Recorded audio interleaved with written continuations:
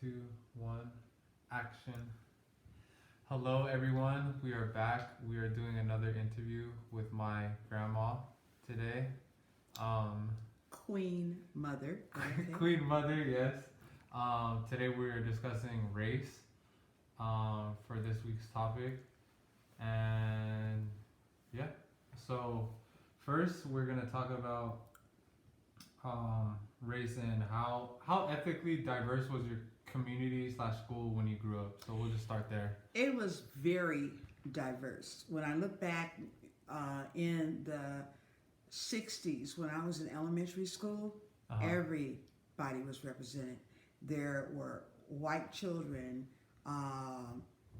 Asian children, Latino children, African American children, Filipino children, because I in the I believe in the 60s, it was still the ending of, I don't know which war it was, one of the wars. Uh-huh. And because of that, a lot of uh, the children were from military families, Uh-huh. and the areas that they designated for the militaries were actually projects. That's who they were originally built for, Mm-hmm. and so there was just a mixture of kids. I remember growing up with everyone. Okay, so was that like was that one specific school or was that like for the most part, since you said you went to different schools, was that all like your schools, were they all like that? Or I remember being in preschool, and it was mixed. I Mhm. remember being in elementary school, and it was mixed. Middle school was mixed until I went to live with my grandmother for, I think it was it was my second year of, actually it was 11th grade, so it was my third year of high school. But Mhm. middle schools, they were mixed, and except for the schools that were in more affluent, financially affluent families, Mhm. um, those schools in the hills of the East Bay, in the Richmond Hills, were usually predominantly white. And when the issue of busing came along for equal opportunities, they bused all of the African American children from what they call the lowlands up to the hills, and Uh-huh. they called it the lowlands, Yeah. and we integrated the school. They weren't having that, so they built another school to keep us down Wow, yeah. in the lowlands, and that was fairly mixed. It was predominantly African American with some mixture, but the other schools that we were bused to were predominantly white in the hills, Mhm. and that was we were bused in middle school. I think it was 8th grade. We were bused up to the hills, Uh-huh. and then in the by the ninth grade, they put us back down because they built the school, and they had some of the white children of other races go to that school, and then I remember in 11th grade I went to school in Tulsa, Oklahoma, home of the Gap Band. Hey, and the Gap Uh-huh. Band was actually my running crowd. It was my cousin's best friends, and we went out every weekend. But that school was all black, and it took me actually a whole half a school year to recognize what was wrong, because we had teachers that had been integrated in the school. So by me seeing a white teacher, I really wasn't thinking that I hadn't seen a white student. And then Um, I think it was just before Christmas break, I ran into somebody that had come to the school from California also. And he said, "How do you like going to an all black school?" I'm like, "I'm not at an all black school," because I'm thinking about the teachers, right? uh-huh. And then it dawned on me, there are no white kids here. Uh-huh. So that was when so the 11th grade, I had the experience of attending an all black school, Mhm. and it was very different. Really? Much more trusting. All the parents were connected. We did lots of things together. Everybody was into the football team who took the state championship that year, Go Mighty Hornets. And then after 11th grade, I went back to Berkeley High, and I was back in the melting pot again, with all races. But for the most part, I grew up with everyone. Okay. So this was like when you went to that school. This was like for a year. You said almost in The Oklahoma? all-black school in Tulsa, Oklahoma. They call it Washington Preparatory School, I think now. But back then it was Booker T. Washington High. That's what they Oh called it. yeah. I think we went there. But so at this school, like, was it predominantly black because of the area, or was it just because it just coincidence that It was left over from the days of segregation, where whites lived on one side of Tulsa, Oklahoma, and the blacks lived on the other side. So it was left over from that. Mostly still the same. Okay. And then so I guess my other question, we probably should have started this, but I know what you are, obviously race wise or ethnicity. What would, like, for somebody for everyone who doesn't know, like, what do you like when you're like writing on, like, obviously like on like when did they say, like, what race are you? What do you?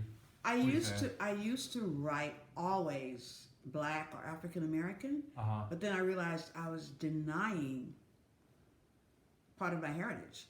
I am a mixture of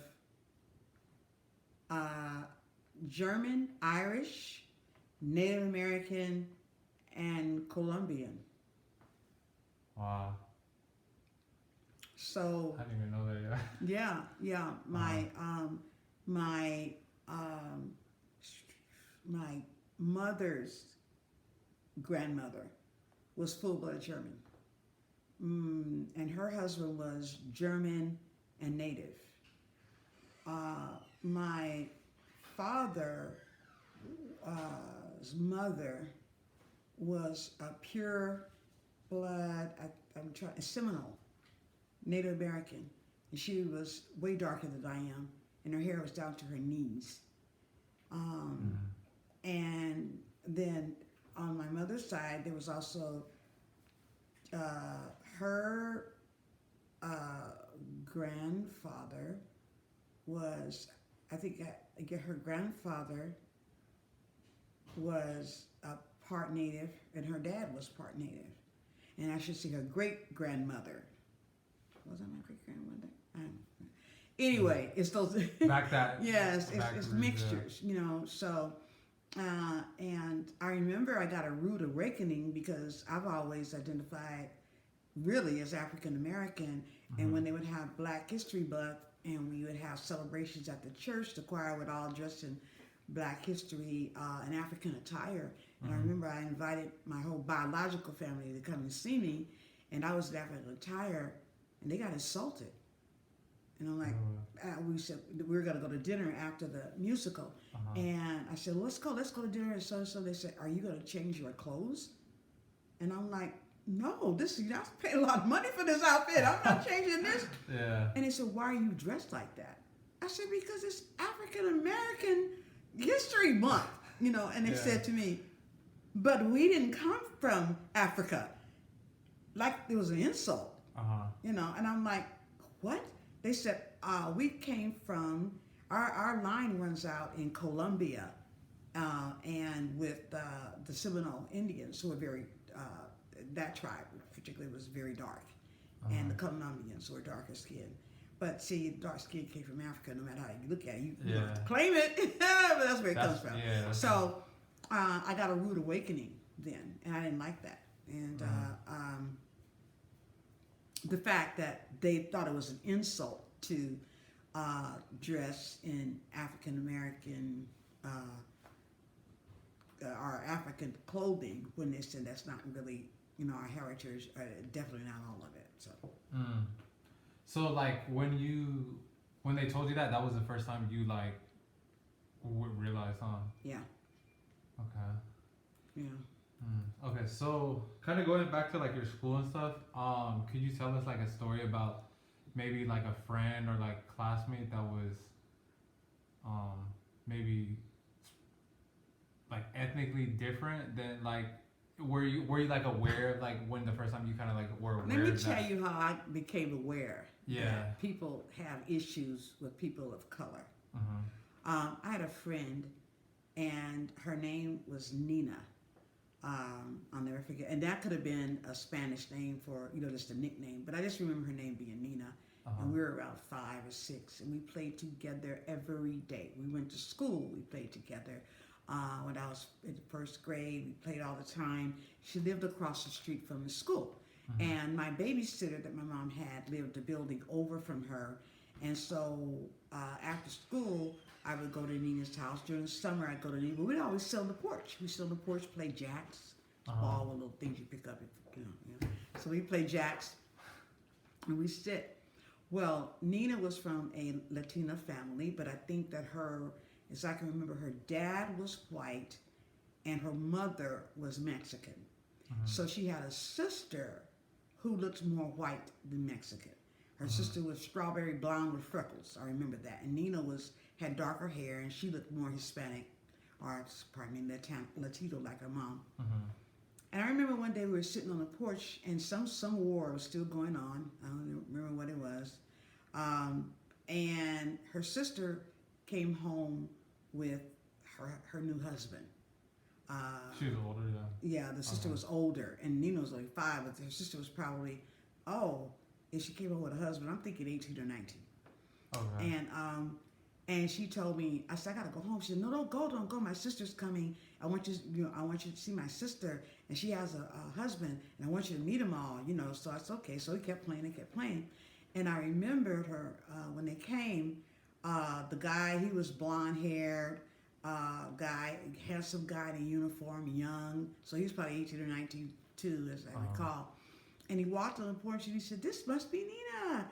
And she said, "Yes, hi." And he shook her hand. He looked at me, "And you are?" She said, "This is my friend." And Nina introduced me to the guy. And he said, "Well, hello, how are you?" And I said, "I'm fine."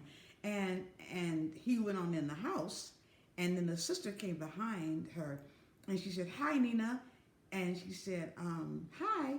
And then she looked at me and said, "You dirty N-word, get off of my porch." And Nina, you go in the house. She pulled Nina in the house and turned around and told me, "Don't you ever come over here again," and slammed the door in my face. I didn't know what the N-word meant. You were just 5. I went home. I didn't know what it meant, but I thought it was, I had done something wrong. What did I do?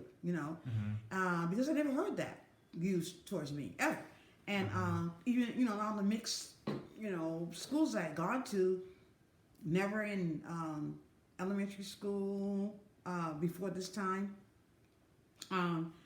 So I was saying my prayers one night, and my mom used to listen to my prayers, and in my prayers I said, "Well, there's something must be wrong," but somehow I figured out in my mind that whatever she called me meant that I wasn't white. I just didn't know what it meant. And so my mom said, when I was praying, I said, "Oh God, please, will you help me to be white?" And Dear said, "What did you say?" She was outside the door. No, she was at the bed with me. I was on my knees. Okay. And she said, "What did you say?" I said, "I asked God to help me be white so I could play with my friend Nina." She said, "Where did that come from?" And I told her the story. And she said, "Don't you ever go over there again. And don't you ever let me hear you say that again. Ever in life. You are who you are. And you're beautiful who you are." She gave me the pep talk, but I still didn't understand it for a long time. And then when I started watching some of the things unfold in the civil rights-ish era, so this was like around like that time, like it was a little bit 60s, or before? early 60s. Oh, okay. And when things started, as the 60s rolled on, as things started to unfold, the Emmett Tills, the hanging of the people, Jet magazine, there's a little booklet called Jet.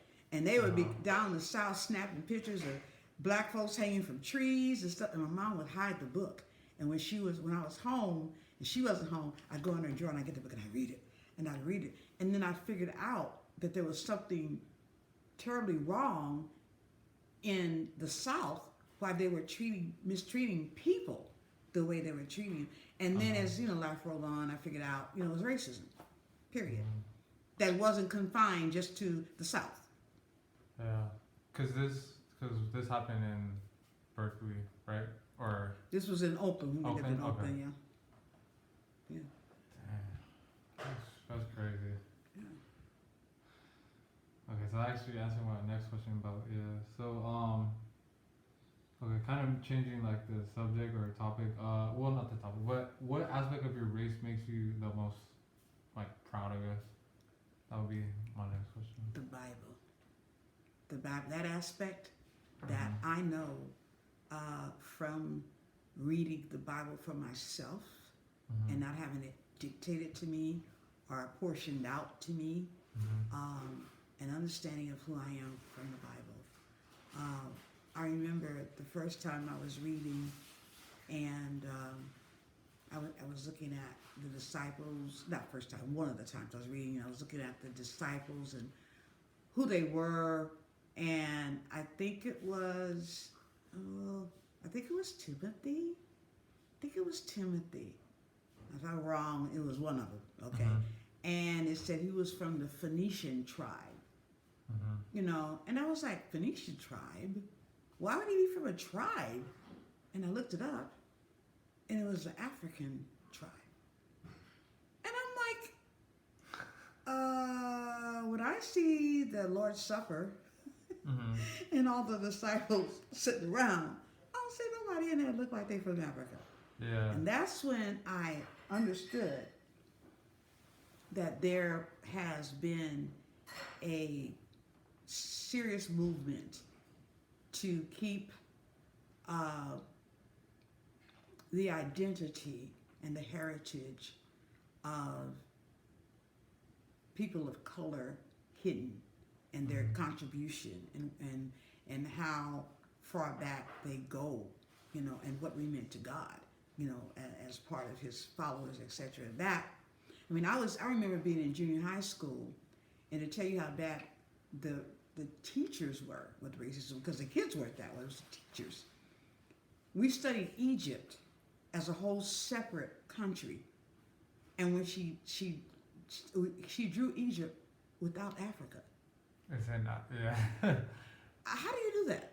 Yeah. And when somebody first told me Egypt was Africa, I said, no, I studied it in, school Elementary history, school, yeah. In middle school, and Egypt is its own country. They said, yeah, but it's on the continent of Africa. Egypt was the cradle of civilization. And while I know that God has made us all equal, all of us, whether we acknowledge it or not, doesn't matter. God knows, and I know. But I am happy to have descendants at some point from the cradle of civilization. I'm happy that Simon the Cyrene, Solomon, and other people in the Bible were defined as black, but comely, meaning black was fine, it's good looking, etc. Yeah. I'm glad that I can read about Absalom, who had dreads, technically, or curls, to his detriment, but still, I'm glad that I can find the beauty that God made me with to be what he considers beauty, is also not the status quo of a majority culture that comes along and says, this is how you should look to be beautiful.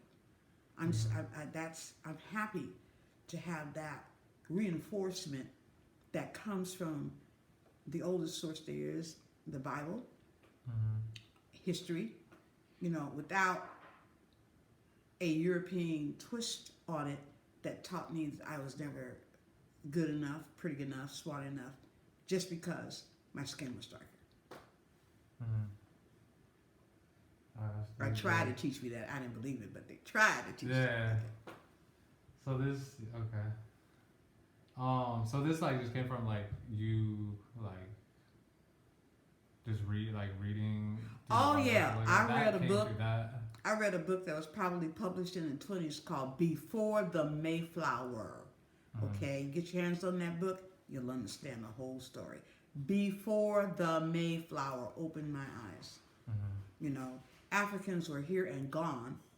Before the Aztecs and Mayan cultures, they were here and gone. Then came the Native Americans. Yeah. Africans came over and said, nah, this is not happening, Go back. Yeah. Yeah, that's true.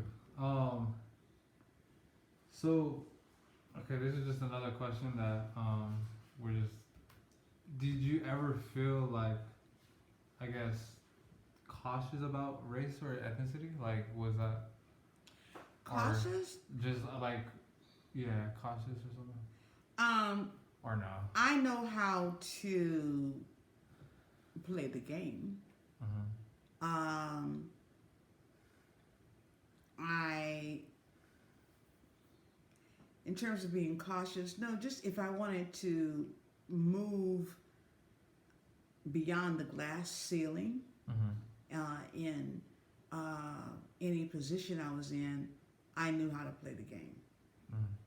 So that's the only caution I could think of, not being not being myself. If I wanted to laugh about something that was really funny, I wouldn't laugh loud, or you know, if I was telling a story, I'd be very cognizant of the way I express myself.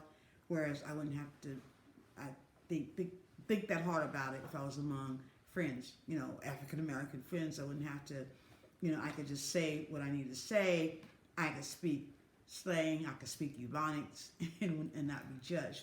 But on a position that I was working in, or I would have to be cautious in that arena of not presenting as too black, because that would make people uncomfortable during the time. I remember that in the 70s, And has that changed over time, or is it just? Oh yeah, that's changed. I don't Okay. care what you think. Yeah, so No. this was like more like the 70s. Yeah, yeah. Dang. Okay, so my next question is, in what ways does being Latino, African American, Asian, Native American, Pacific Islander, all of those, etc., impact your personal life, like today, like any of those races? Like how, in what ways, like for you specifically, like, do they impact your like personal life for your race, like, what you? I what you think said? learning to embrace other cultures teaches me that God loves all people and that we're different, and because we're different, it doesn't make us better or less than. Mm-hmm. I enjoy many things from many different cultures, and I think that keeps me well-rounded. I don't think any culture, as God has said, we're all of one blood, and He says all are one in Christ who follow His will. The Bible tells us no male, no female, no Jew, no Gentile, none of that. In Christ, we're equal. And so, just being exposed to so many different cultures, I think has made me well-rounded, and has allowed me not to be egocentric or there's another word. Prejudice? No. No, it has to do with Afrocentric. Oh, okay. Okay. I'm not Afrocentric. Am I pro me? Yeah, I am, but I'm not I'm not Afrocentric, because again, I have lots of mixed cultures in my background, in my family, in my history. So, just has taught me to be well-rounded and not to think for one moment that some other culture is superior to another culture just because they say so. Yeah. No. That's true. Yeah, very true. Okay, so my next question here is, how have race relations changed during the last 4 or 5 decades? Okay, I can tell you one. You better not be black and walk in the South with a white woman. You're not coming out. Yeah. And now we have interracial marriages. I can tell you that right there. Yeah. You better not be calling the wrong side of town. Some places still in the South, that's going on. You better not be calling the wrong side of town, meaning you better not be black and be on the white side of town, and it gets dark. And it's out in the country somewhere. They may not find you. So, while that is not as prevalent as it was and as bold as it was back, 4 or 5 decades ago. It still exists, but there's more of a freedom as people become more educated and burn off that ignorant dross, that they've inherited from who knows where. The world, I think, is becoming a lot more educated, a lot more friendly, a lot more enlightened, and a lot more well-rounded with the ability to embrace other races. I think we've gone from tolerance to acceptance Mm-hmm. to embracing, and I think that's important. Mm. I think it's important over So, these decades. so it's more like, okay, I get what you're saying. Yeah. Okay. So another question is, so this is just a question that we had for this interview is, have you ever felt quote unquote different in a group setting because of race or ethnicity, like in any setting, or this is just a generic question we have? But Oh yeah, you can and answer it in any way. I can remember times when I've gone to seminars, Mhm. even, and I remember once, I don't know which job it was, but some job sent me to Beverly Hills, and they had a meeting, and I was the only black woman there, and so anything that I said was minimized or looked over, and I recall, feeling like that, feeling not included.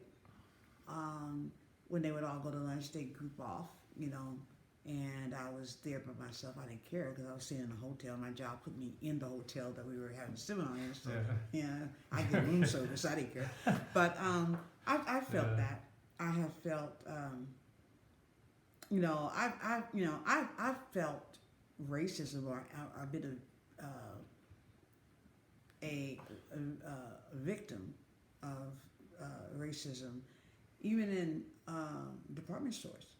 I remember once I was at Macy's, and I love Macy's, by the way, and I was getting Christmas presents, and my children, your mother, they would always make fun of my gift wrapping, and they said, "Well, please don't wrap anything else." So this year, I decided to bite the bullet, buy the gifts, and then have them wrapped.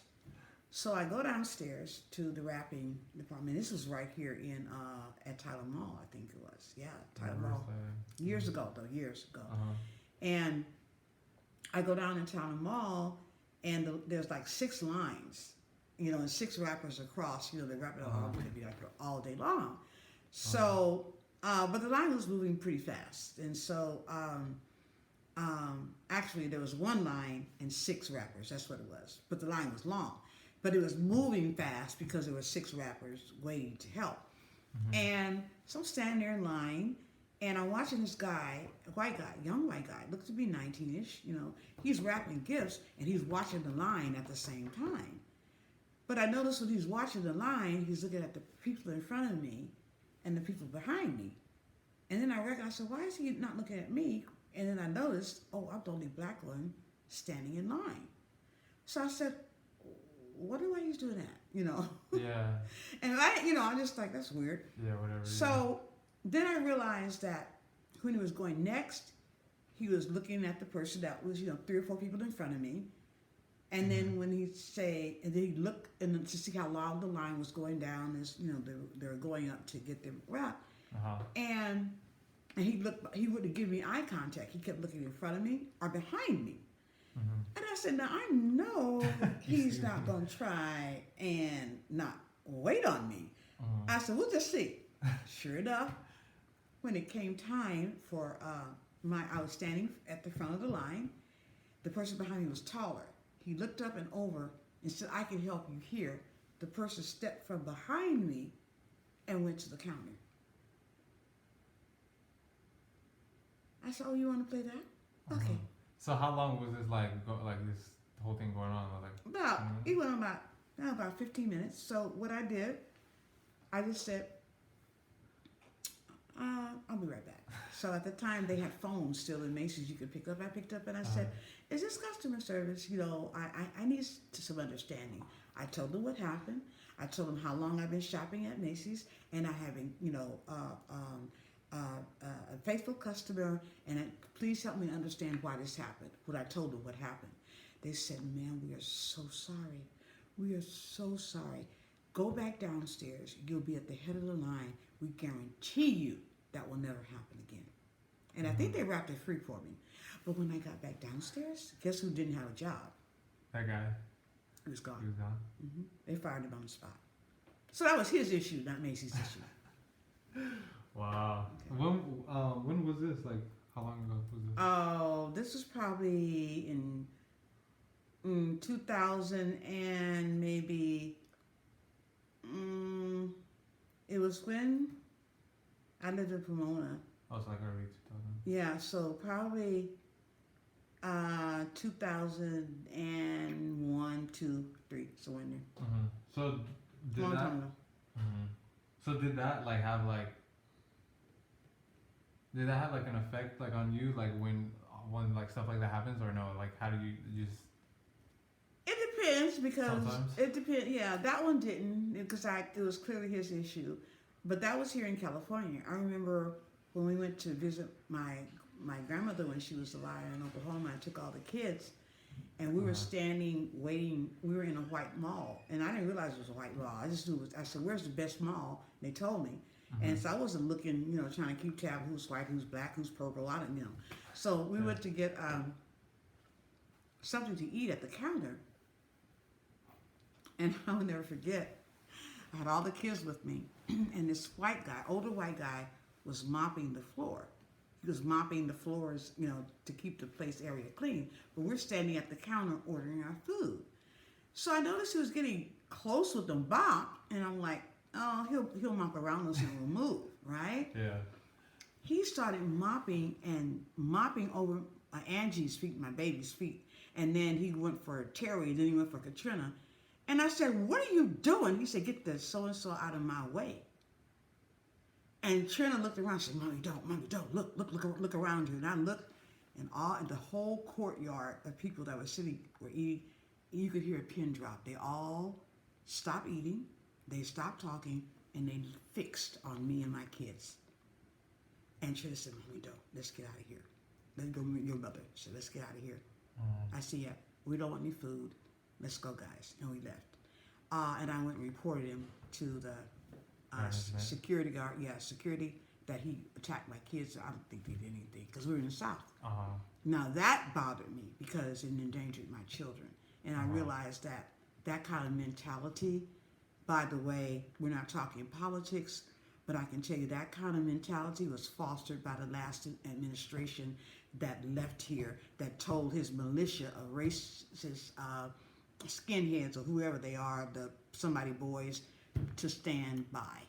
That mentality, You saying those are kind of like similar like mentalities? Yes, there has been, that mentality has never died and was revived by the last administration that just had a disregard for anything except for his money. So that kind of goes like to that. The question I was gonna ask, like right now, is like a lot of like political like and social like unrest, I guess they're saying. So have there been like steps like forward that you've seen? But at the same time, like have you seen anything like have we gone like backwards in a way? Like would you say how would you say like we've changed from like maybe when you were experiencing like this type of stuff to like now, like you know what I mean? I think that Are we taking steps forward or like? I think that we were taking steps forward.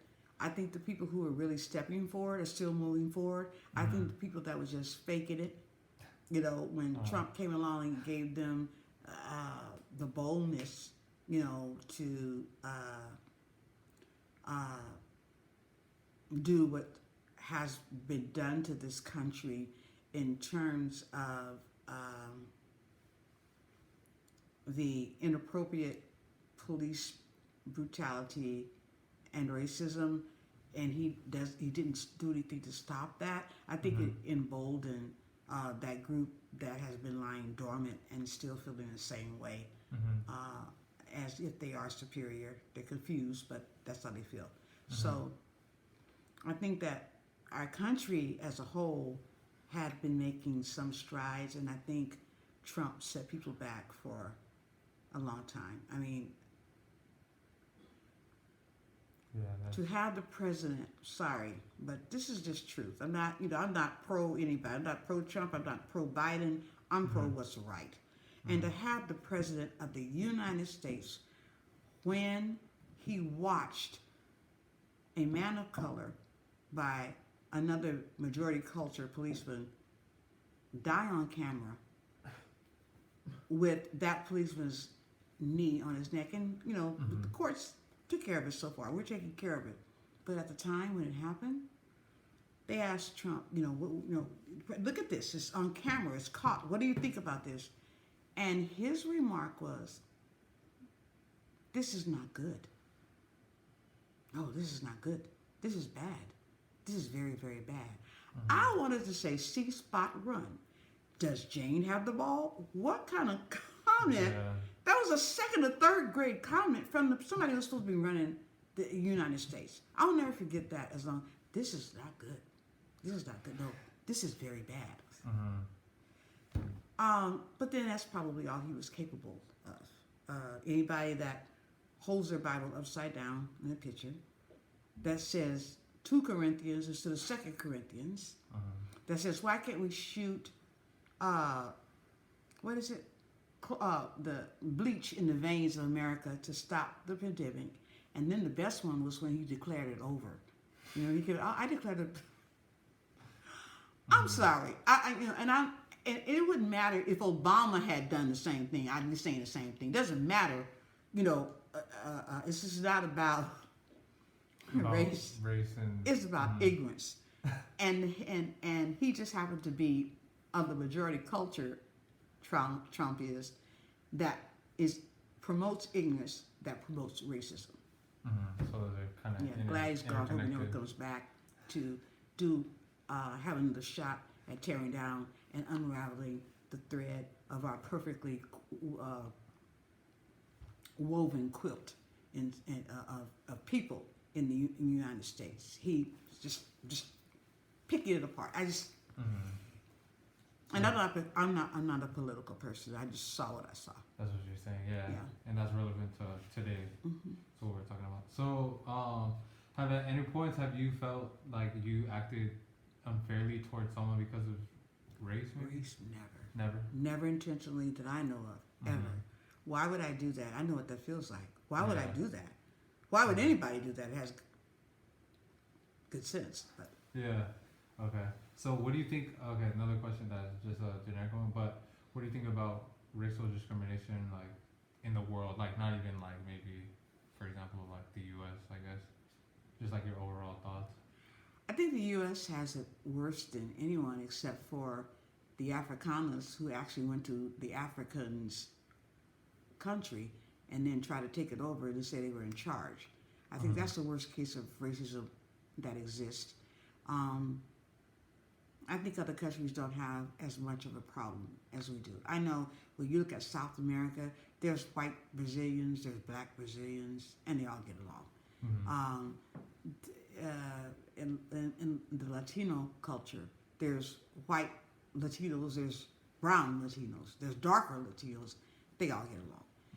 I think here is the United States has been not only the most difficult place to deal in terms of color and racism than any place, in my opinion, in the world. I just think from what I've experienced, I haven't been all over the world, no, but just from what I've experienced here, what I've seen, what I've heard, I just think that other countries don't have as much of a racism problem. Save Africa, and that's a whole different story where they had a country and people came over and said, no, now this is our country, Go figure that one. But that kind of happened here in the United States too. But you know, Yeah. um, Mm. I don't think it exists as bad anywhere else. Mm. So if you were to say like in your experience, because you've kind of been like in different like places, I would say like just from what you're telling me, would you say there was like a specific like place or like area that you say that was like was here for example like worse than maybe like the south or was it, or vice versa? Oh, Or in the no? United Or States, or like was it like the South's equal? definitely still confused. They think that there's still a Confederacy. They think that they're still in charge. They think that they're still superior. So a lot, not everybody in every southern state, Mm-hmm. but there it exists a lot more in the South than it does here. Generally. We're covert here. Not as yeah, we're covert. Um, we will do stuff and hide our hands. The South comes right out. It does it right in front of your face, everybody. I yeah. don't care, you know. Yeah. But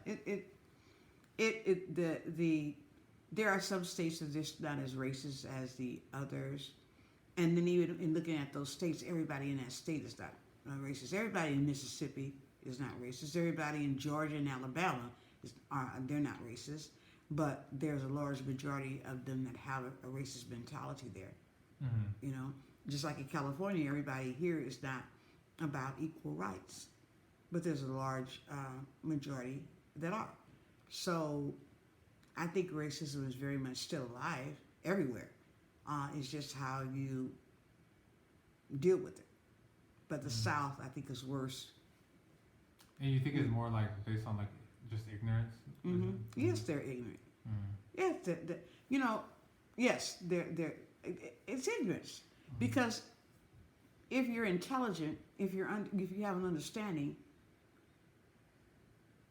then you know, and I think that the beginning of wisdom is fearing God. And God tells us that we're all equal. Mm-hmm. So we're not wise when we believe that differently. We're just not. So yes, ignorance. Okay. And then, so just my last question, kind of similar to what we talked about earlier. Do you feel conscious about just discrimination, I guess, or any thoughts about that? Okay, conscious.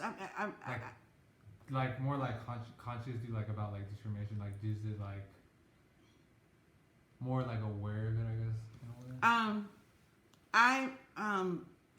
I'm always aware because it hasn't gone away. I would think that I'm not. That I'm more sensitive to things that are covertly racist, and other people sometimes don't see it, and I can see it. But I'm very careful with that because sometimes things that appear to be racist are actually not. And so if I think it's racist, a racist act towards me or towards someone else, I'll just ask, well, is there a problem because I'm black? I'll just ask, you know. And then they'll go, what? And they'll go, no, blah, blah, blah, blah, blah. They go, oh, I was just checking. Yeah. So you're aware of it, just sometimes you just check, you know. Yeah. And sometimes people do things and they're not even aware that it's racist. They're not. I had a friend that I was working with. We were very close, and she's white. She's a white woman, and she had a blended culture niece. Well, she labeled her favorite niece, and the niece was half African American. She was blended and half white. It was her favorite niece, and when all this stuff started and Black Lives Matter jumped in, the niece called her up, and they had a conversation. And the niece told her, "Don't you ever speak to me as long as you live in life again, because I'm never talking to you." Click. My friend came to work crying the next day. She was just devastated. She found me. She said, "I need your help. I can't work. I can't think. My niece has cut me off. I don't know what I've said. I don't know what I've done." I said, "Okay, hold on. You know, we'll go to lunch together. You know, stop crying. I'll help you figure it out." So she went to her building. I went to mine. We went to lunch. And so I said, "What happened?" And she said, in the conversation, the daughter, her niece was outraged at the neck, the knee on the neck, and the murder, of Foreman. Oh, George Floyd. Huh? Floyd. Floyd. Mhm. Yeah, Floyd. Sorry. Where? Foreman is a boxer. I don't know. I'm Yes, old. yeah, yeah. Okay, so Floyd. So she said that her daughter was saying, that is why Black Lives Matter. This her niece was saying that is why Black Lives Matter, and this is the kind of treatment that has been going on all along that everybody has been denying, but now it's caught on camera. What are you gonna do with that? Et cetera, et cetera, et cetera. And my friend said to her, "All lives matter." And then she began to cry. She says, "What did I say wrong? I was trying to join her, I said, "Well, let me tell you what you said wrong." Oh, the one that the friend said. The friend said, matter. "All lives matter." And she When didn't her know what she niece said, "Black lives matter." Oh, And I said, okay. "Here's the thing.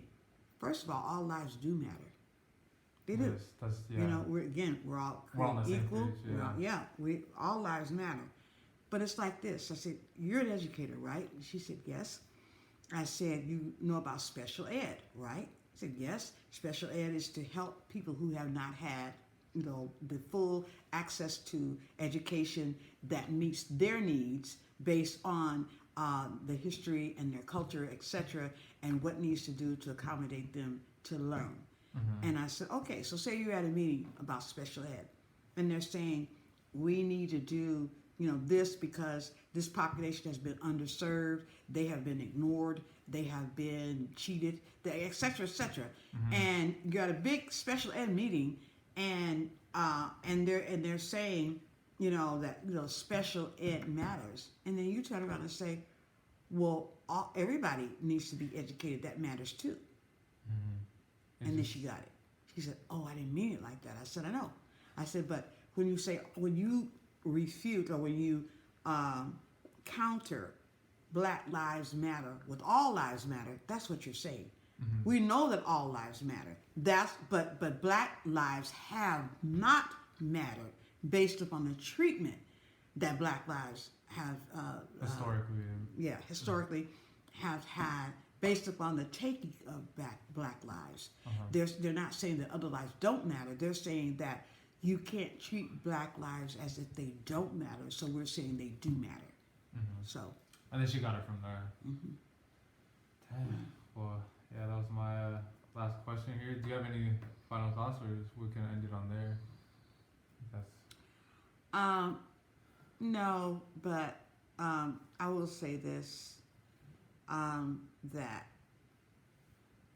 people are entitled to their opinion, mm-hmm. whether they're racist or not. They're entitled to that. Not trying to tell anybody not to be racist. If that's who you are, that's who you are. See if that goes to heaven. But I would just like to say that unless we learn it here, if anybody is looking to be in heaven, there's not going to be a black section, a white section, a Latino section. There's only going to be one section, and that's the Jesus section.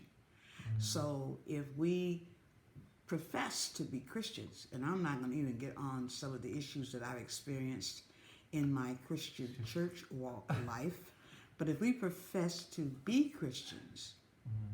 that includes embracing all people as Christ has done. Mm-hmm. And if we do anything less, black conference, white conference, come on now. Yeah. Mm-mm. It's not gonna work that way, huh? Mm-mm. Okay. So that concludes this interview. This was a very deep and touchy topic, but hope you guys enjoyed it. Thank you.